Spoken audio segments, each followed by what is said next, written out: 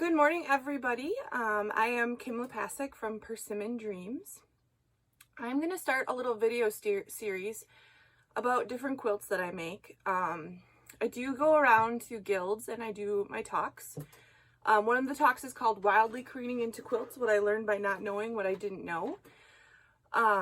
It sort of like just tells my journey from the very beginning of when I started to quilt and shares how it like progressed along the way. It's one of my favorite things to do. But there's some quilts that I'm getting to the point where I have so many quilts that some quilts need to like either be sold or given to somebody that's going to love them, because I just do not have the space in my house anymore. But before I do that, I'd like to do a little video to document which quilts I've made and the story behind them.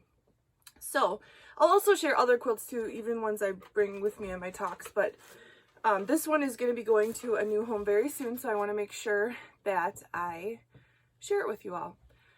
This quilt is called Sunrise, and it was made, or Sunset, I think, Sunset. It was made for a Project Quilting Sunset Challenge.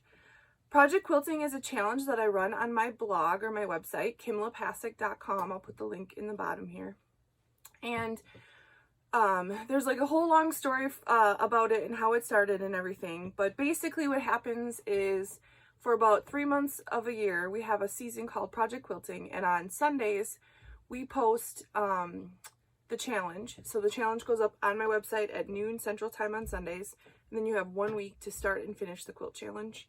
I know it sounds crazy. We just finished up season 11 of Project Quilting. And since it began, we had over 700 quilts made.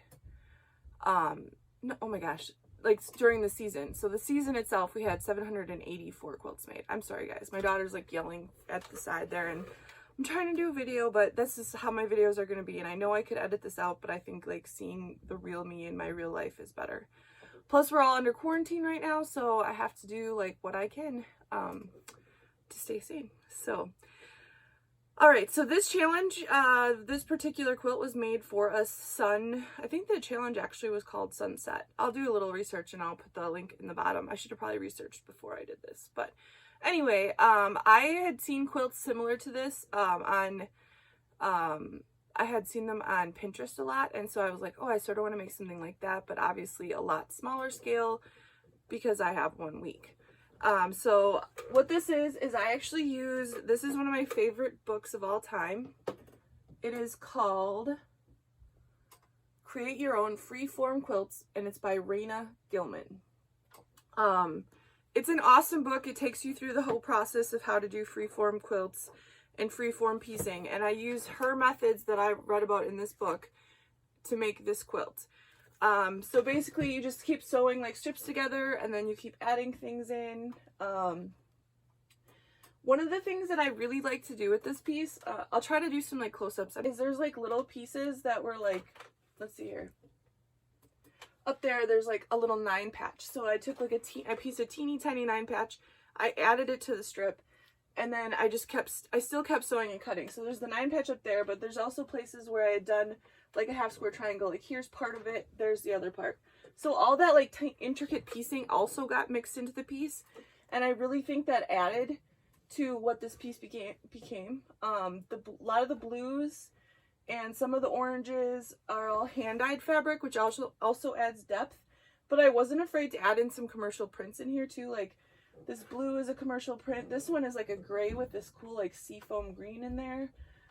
There's actually, the sun is pretty much just a commercial print.